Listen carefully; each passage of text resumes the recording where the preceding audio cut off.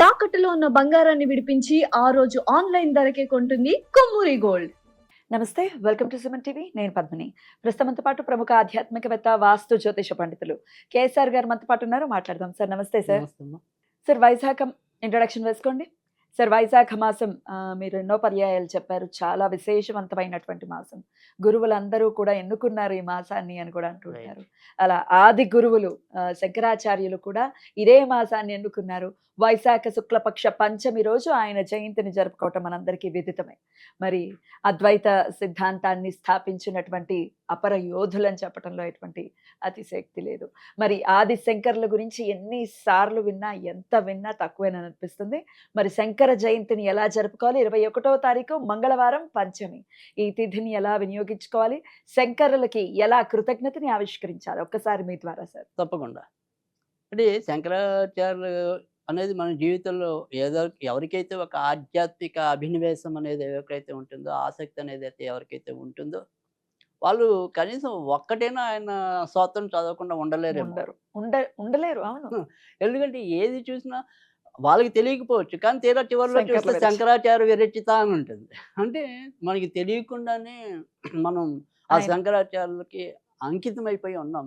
కనుక అద్భుతం. ప్రతిరోజు కూడా నన్ను అడిగితే ఏదో విధంగా ఆయనకి మనం కృతజ్ఞత చెల్లించుకోవాలి అసలు. ఎందుకంటే అంతటి చక్కటి సంపద మనకి ఇచ్చాడు, ధార్మిక సంపద అనేది. ముఖ్యంగా చెప్పాలి అంటే కనుక శంకరాచార్యులు రచించిన ప్రతి స్తోత్రం కూడా శబ్ద సంపద అనుకుంటున్నాం, కానీ అది మంత్ర సంపద. అంటే ఆ శబ్దాలకున్న విలువ చాలా విలువైంది. ముదాకరత్త మోదకం సదా విముక్తి సాధకం కళాధర అవతంసకం విలాసిలోక రక్షకం అనాయకైక నాయకం. అంటే అసలు టక టక టక టక టక పరుగులు ఎత్తున్నట్టు ఉంటాయి. అద్భుతం. ఆ పద విన్యాసం అనేది చాలా ఒళ్ళు గగురు పొడుస్తాయి. అంత మనకి ఏదైనా ఏ స్తోత్రం చేసినప్పటికీ కూడా. కానీ ఈ శంకరాచార్యుల గురించి మనం తెలుసుకోవటం అంటే ఇప్పుడు ఇవాళ తెలుసు మనకి ధర్మ నిలపడం కోసం ఆయన మొత్తం అంతా కూడా పర్యటించారు. పాదయాత్ర చేశారు. పాదయాత్ర. ఇప్పుడు మన స్వార్థం కోసం, మన రాజకీయ లబ్ధి కోసం పాదయాత్రలు చేస్తున్నాం మనం. అవును. అంటే పాదయాత్రని మన వ్యక్తిగత ప్రయోజనాల కోసం వినియోగించుకుంటే, ఆయన ధర్మాన్ని నిలపడం కోసం వినియోగించుకున్నాడు. అందుకే ఇప్పటికీ పూజలు అందుకుంటున్నారు. అందుకని ఇప్పటికి ఇప్పుడు 1228వ జయంతి. కదా శంకర సాక్షాత్ అన్నారు. ఉమ్. అంటే శంకరుడితో సమానం అని చెప్పి. ఖచ్చితంగా. అంటే ఈ శంకరుడి యొక్క అవతారంగానే అందరం కూడా భావించడం అనేది కూడా జరుగుతుంది. అయితే చాలా మందికి అంటే మనకి ఏదైనప్పటికీ కూడా ఇక్కడ ఆయనకి కృతజ్ఞత చెల్లించుకోవటం అనేది కాదు. చాలా మంది పెద్దలు ఇటీవల ఈ సాంఘిక మాధ్యమాల్లో అయితేనేమి చాలా చోట్ల చూస్తుంటే గనక ప్రతి ఒక్కళ్ళు కూడా వారి వారి యొక్క పల్లెలు అవ్వచ్చు, గ్రామాలు అవ్వచ్చు, ఊళ్ళు కావచ్చు, ప్రతి చోట్ల కూడా శంకరాచార్యుడి యొక్క ప్రబోధాలు ఏవైతే ఉంటాయో, లేదా ఆయన రచించిన స్తోత్రాలు ఏవైతే ఉంటాయో, ఇలా శంకరాచార్య జయంతులు నిర్వహించి ఈ యొక్క ఆధ్యాత్మిక సంపదని మన యొక్క తరాలకి అందించాలి అని చెప్పి కూడా ప్రతి ఒక్కళ్ళు పిలుపునివ్వటం అనేది కూడా జరుగుతుంది. అయితే ఇప్పుడు మనకి ఏదైనప్పటికీ కూడా ఒక మోస్తరు ఊళ్ళలో ఇప్పటికీ కూడా ఘనంగానే శంకరాచార్య జయంతి ఉత్సవాలు అయితే కనుక బాగా నిర్వహిస్తారు.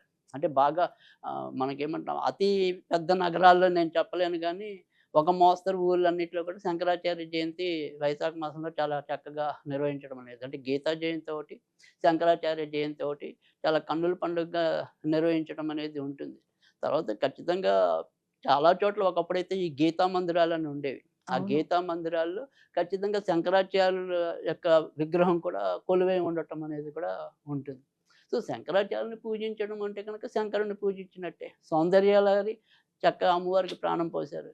మరి శివానందలహరి శివుడికి ప్రాణం పోశారు. మరి తర్వాత ఆనందలహరి, ఇలా ఎన్ని లహరిలో మన జీవితానికి లహరిలో కదా. ప్రతి నిత్యం వింటూ ఉంటాం కనకధార. కనకధార అంటే ఎంత నేను పవర్ఫుల్ అంత సార్. చాలా పవర్ఫుల్ అది. ఉమ్. ఇప్పటికీ మనం అందరికీ కూడా ఎవరికైనా సరే ఆర్థికంగా ఉన్నతి కావాలంటే అదే చెప్తాం, కనకధారాస్తం అంతే. అనేది ఎంత చెప్తూ బాగా ఉంటాం. పనిచేస్తుంది సార్ అది? ఎలా పనిచేస్తుంది కనకధార? అంటే కనకధారాస్తం అనేది ఏంటంటే ఎలా పఠించడం అనేది ముఖ్యంగా శుక్రవారం పూట ఏ టైంలో పడితే ఆ టైంలో కాకుండా, ముఖ్యంగా ఏదైతే రాహుకాలం ఉంటుందో, సో 10:30 నుంచి 12 మధ్య కనుక చదివినట్టయితే కనుక చాలా అంటే సాధారణంగా మనకి ఆర్థిక సంపద స్థిరంగా ఉండాలి అంటే కనుక, లేదా ఆకస్మికంగా అభివృద్ధి రావాలి అంటే కనుక ఖచ్చితంగా రాహు జాతకరీత్యా అనుగ్రహం ఉండాలి. ఉమ్. సో ఇక్కడ రాహు కాలంలో పఠించడం వల్ల ఏంటంటే ఖచ్చితంగా మనకి లక్ష్మీదేవి అనుగ్రహం అప్పుడు లభించడం అనేది ఉంటుంది. అంటే మనకి ఇక్కడ రాహు యాక్టివేట్ అవటం జాతకాల రీత్యా. అందుకని అందరం ఏమంటే మేము కనకదారస్థం చదివినా ఒక్కోసారి ఫలితం రాలేదు అనుకోవచ్చు.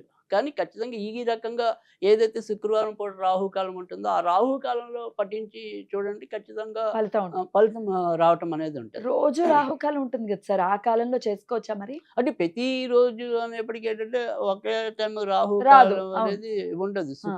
శుక్రవారం మటుకు నేను చెప్తున్నాను. అంటే రాహుకాలం. మీరు వృత్తి రోజుల్లో చదివినా చదవకపోయినా శుక్రవారం రాహుకాలం చదవమని. పెట్టుకుని ప్రతి శుక్రవారం చదవటం అలవాటు చేసుకోండి. వృత్తి రోజుల్లో మీరు చదివినా చదవకపోయినా. సో, ఆ రకంగా చేస్తే ఖచ్చితంగా ఆర్థిక సంపద స్థిరంగా రావడం అనేది ఉంటుంది. తర్వాత ఏదైనప్పటికీ కూడా మనకి ఖచ్చితంగా ఏమంటాం భజగోవింద శ్లోకాలు ఏవైతే ఉంటాయో, ఆ భజగోవింద శ్లోకాలు మన పిల్లలకి నేర్పటం అనేది, అందులో భావాన్ని వాళ్ళకి అర్థమయ్యేలాగా చేసినట్టయితే గనక ఇంతకంటే మోటివేషన్ ఎక్కడ ఉండదు. ఏముండదు. సో, అది చాలా అవసరమైన మోటివేషన్. డైరెక్ట్ గా తిడతారు కూడా, మూఢమతే అని అంతేగా తిట్టేయటం అదే కూడా. అంటే బాలస్తావ క్రీడాసక్త తరుణీస్తావ తరుణీసక్తః వృద్ధాస్తావ చింతాసక్త. అంటే నువ్వేంటంటే చిన్నప్పుడేమో ఆటల్లో గడిపేసావు, యవ్వనంలో ఉన్నప్పుడు ఆడవాళ్ళ వెంట పడ్డావు, వృద్ధాప్యంలో ఉన్నప్పుడేమో నీ బాధ్యతల గురించి ఆలోచించావు. అసలు నా గురించి ఎప్పుడు ఆలోచించావు? కనుక ఆలోచించరా మూఢమతే. ఆలోచించరా అంటాడు ఆయన. నారీ స్తనబల నాభి దేశం దృష్ట్వా మాగా మోహావేశం అని చెప్పి ఆయన ఆడవాళ్ళ స్తన సంపదను కాదు చూసేది, ఆ అమ్మవారి సంపదను చూడమంటాడు. అసలు ఏది కూడా అది గనక అది అర్థమైనట్టయితే గనక, పిల్లలకి మనం అర్థం చేసినట్టయితే గనక ఎటువంటి కామ వికారాలు ఉండవు. సో, ఈ స్త్రీని ఎలా చూడాలి అనేది అర్థమవుతుంది. సో, అటువంటి ఉన్నత భావజాలం ఏదైనా కావాలి అంటే గనక ఖచ్చితంగా శంకరాచార్యులే. అంటే చాలామంది యువతని మేలుకొల్పేది వివేకానందుడు అనుకుంటారు. కానీ యువతని కాదు, అతి చిన్న వాళ్ళని కూడా మేలుకొల్పింది శంకరాచార్యులు. శంకరులు. సో, అద్భుతం. అందుకని శంకరాచార్యులు ఏవైనా సరే పిల్లలకి నేర్పటం అనేది చాలా అవసరం. కనీసం ఆయన యొక్క బోధనని పిల్లలకి నేర్పటం అనేది చాలా అవసరం. ఎందుకంటే అప్పుడు ప్రతి ఒక్క పిల్లలు కూడా సంస్కారవంతులు అవుతారు ఖచ్చితంగా. తర్వాత బాధపడే రోజు ఏమీ ఉండదు. కదా. సంస్కారం అనేది మన పిల్లలకు ఉంటే ఇంకేం ఉంది బాధ. కదా అందుకని అంతసేపు అప్పులు లేకపోతే వాడి ర్యాంకులు, కదా వాడు ఫస్ట్ వచ్చేయాలి. కదా అందుకని మనకి అది ఆ రకమైన ఇబ్బంది అది లేకుండా ఉండటం అనేది అంటే కనుక ఖచ్చితంగా శంకరాచార్యులే.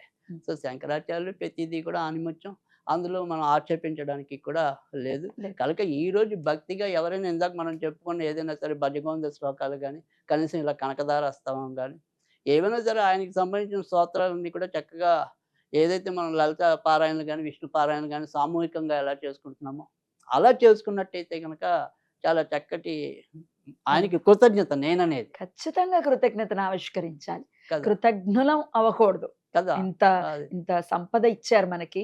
కదా మంత్ర అంతటా ఆధ్యాత్మిక సంపద అనేది అంటే అసలు ఆ పదాలు మనం వర్ణించినాం. వర్ణించారు. సో, అటువంటి క్షత్రామ్నాయ పీఠాలని పెట్టిన ఆయనే. కదా ఆ? మొత్తం ఏమంటాం చతుర్థ పీఠాలు అదే క్షత్రామ్నాయ. ఏమంటాం పడమరను ఉమ్. ఇటు దక్షిణంలో ఏమో శారదా పీఠాలు, ఉమ్. తర్వాత ఏమో ఉమ్. తూర్పులో ఒక ఉత్తరంలో జ్యోతిష్ పీఠం, తూర్పునది అంత ఐడియా లేదు కానీ మొత్తానికైతే 4 రకాల పీఠాలు కూడా ఆయన క్షత్రామ్నాయ పీఠాలని పీఠాలు స్థాపించి పెట్టడం అనేది జరిగింది. ఇప్పటికీ ఇలా నిలబడి ఉంది సనాతనం అంటే ఆయన వేసిన పునాది అనటంలో సందేహం లేదు. రైట్. అద్భుతం సార్. చాలా చాలా ఇంకా ఆయన గురించి చెప్పుకుంటూ ఉంటే అసలు తనివి తీరదు. తనివి తీరదు. తర్వాత మరి ఏమంటాం ఆయనలాగా మనం ఏమంటాం ఒక ముక్కలో చెప్పాలంటే గంగ గోపాలు గరిటెడైన చాలన్నట్టు ఆయన బతికింది తక్కువ ఏళ్ళు ఉండొచ్చు 32 సంవత్సరాలే. కదా. 32 ఏళ్ళైనా కూడా ఎన్ని వందల సంవత్సరాలు సరిపడిన జ్ఞానం ఆయన ఇచ్చారు.